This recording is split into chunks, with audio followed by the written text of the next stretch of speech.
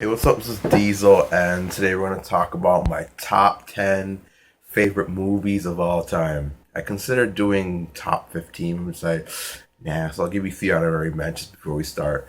Menace Society, Dancehall Queen, and X-Men Days of Our Future Past. Coming in at number 10 is Third World Cop. It's a Jamaican cop movie, and it's one badass cop movie, and in my opinion, best cop movie I ever saw, and that's Jamaican made, not even American made. It was badass cop, arresting a lot of people, killing and arresting the top man, not calling for backup, just him going there to do his thing, and then his it's called childhood friends. He finds out, they're a dangerous gang, and he ends up having to arrest and kill them. Just fucked up situation.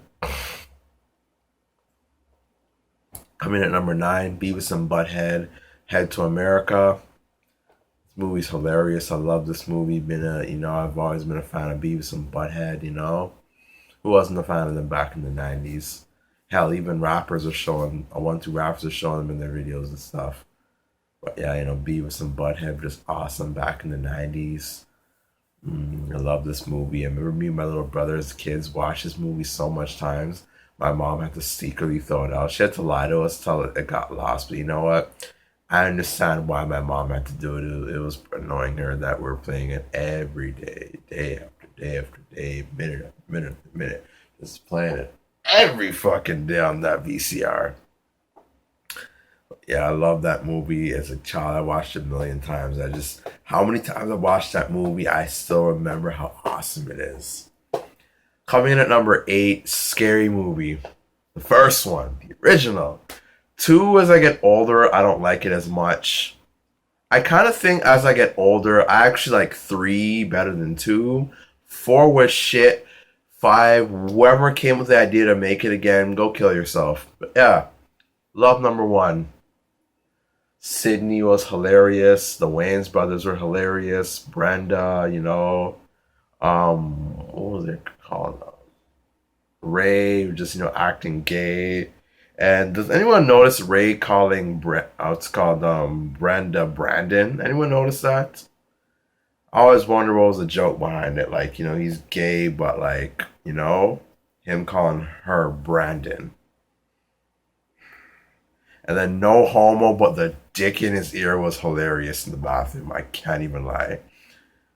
And then, the whole Ray tried to say he's not gay. And then Bobby's like, what are you talking about? And they said, what about that club they went to? Ray's like, they had good music.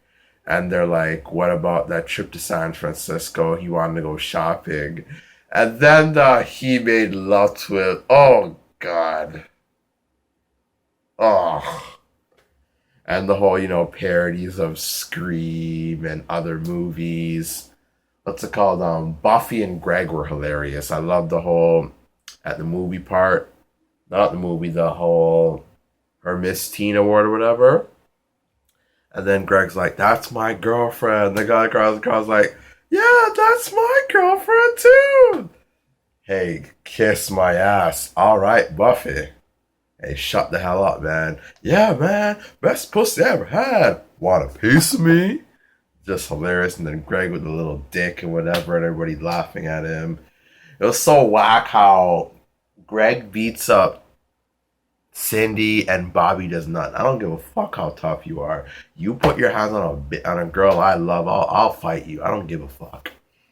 But yeah, the first Scary Movie is a classic. Watch it so many times. I love the beginning, middle, and a funny as hell end. Coming at number seven, The First State Property. I remember this movie, oh my god, an awesome black gangster movie. Had the Rockefeller in it, but Jay-Z is pretty whack actor, but Beanie Siegel wasn't even acting, just being himself, Dame Dash, an exaggerated fantasy of himself. Like, he is that arrogant and cocky, but he ain't that gangster like that, never was, I think. But yeah, it was basically like a black mafia movie. Coming in at number six, Baby Boy. Tyrese Gibson, and I forget the girl who plays Yvette's name. That couple's hilarious. I love their arguments. And then, when he fucks the hell out of her, he's saying, make her saying, that she loves him. She loves daddy's dick. She's gonna go do this and that. And then Tyrese should have her fucking week after giving, that nice little dick game. But yeah, the whole daddy dick was killing me, but I can't lie. Watching this movie, a 1-2 scenes, I don't feel comfortable watching it around other men still. Just awkward. And then Snoop Dogg, but I can't lie. When Snoop Dogg attempted to rape Yvette in front of her son, I have to fast forward it every time. And then I literally liked Melvin, the OG, trying to, school Jody and tell him, like, what he should be doing with his life. I really like that. Jody, just immature young black guy. How many times have we not seen that or meet people like that? Hell, I was that immature black guy a lot of my life. So, it's great inspiration on Melvin's part. And then Jody's, what's it called? Ride or Die friend. I forget his name at the moment. And then what's it called? I just love this movie. The relationship was hilarious. Arguments were hilarious. The sex scenes were awesome. And yeah, great movie. Check it out. Coming in at number 5, Juice. Funniest thing is, in this movie, I'll never forget somebody once told me this movie will make you hate Tupac in it. Honestly, I am such a big Tupac fan. I still can't hate him. I still can't. Tupac was just such a good of an actor. I couldn't hate him. Oh my God, Tupac was such an amazing actor. If he were to go full-time in acting, he would have had a huge career. He would have been one of the best rappers to do the acting. I love Juice. Coming in at number 4, 8 Mile. Basically talking about a part of Eminem's life. Looking back, this is only a week or barely even a week. This was not his entire life like people act like it. It was just 1 week of his life. And he picked a very interesting week in his life to do. His old friends. And then how, what's it called? Future was basically Proof. And you could even see pictures of that's how Proof dressed with the nasty looking dreadlocks, the green shirt and whatnot. And then it's funny how Proof was the first guy in the movie that Eminem battles. I always thought that was funny. And then, him getting jumped and whatnot. Cheddar Bob basically starting the war by saying, fuck the free world like an idiot. No wonder Eminem, because Eminem has, I think, said that the Cheddar Bob guy, like, that he really had a white friend like that. And seeing how stupid Cheddar Bob is, no wonder he doesn't hang with him anymore, because he looks pretty stupid. I've always wondered if the fat guy in 8 Mile was based off Bizarre, but yeah. And just the great way for the movie to end, making Papa Doc choke, just amazing ending. And Eminem showing the amazing freestyle he is, the amazing lyricist he is, showing us the hard times he had to go through, and just great story. Coming in at number 3, The Wood, the brothers, The Wood, Inglewood. Oh my God, one of my favorite movies ever. Just what's it called? Roland getting married. Him kind of want to punk out. To call Mike, the good guy of the group. Him touching this girl's ass when he was a kid, Mike, because Roland and Slim dared him to for $1.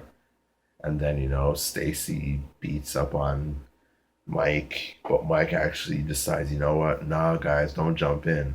It's my fight. And then Stacy's like, what, nigga? The Mike just came, swung on him. He's looking like, this little nigga really just hit me. Beats him down. The sister tells him, I just wanted you to scare him. Now stop. I said, stop it. And then, they dance. It's called the dance. Yeah, Alicia, that's her name. Then Mike and Alicia dance the dance.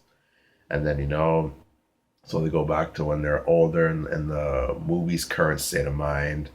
And then Slim's at his Rollins at his ex-girlfriend's house.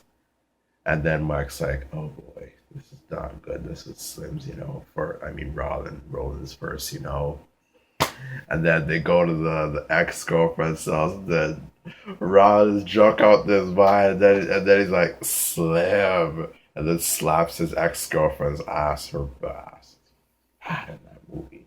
I can't lie. Fuck, fat ass is my fucking weakness. I swear to God, I loves me a fat ass. Anywho, um, then just Slim just asks Tanya just to make sure. He's like, you two didn't fuck, right?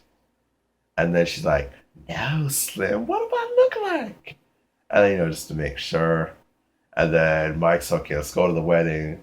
And then Ron's like, I ain't going there, man. I ain't going that place. And this is like, what you mean you ain't going? I pay $500 for this suit. You know? Then just talking about good times or whatever. So then they're driving to the wedding. Slim and Rollin is like, Slim pull over the car. Slim's like, no, you're not punking out this wedding. No, no, no. Mike's telling Slim he doesn't look so good, but why couldn't Rollin, instead of throwing up all over the car and everybody, roll down the fucking window? It was that fucking simple. Roll down the window. And then they have to go to the dry cleaners. And then they have to go back to Tanya's house and shower, but they had to spray each other with the hose. Oh, ew. Just the thought of,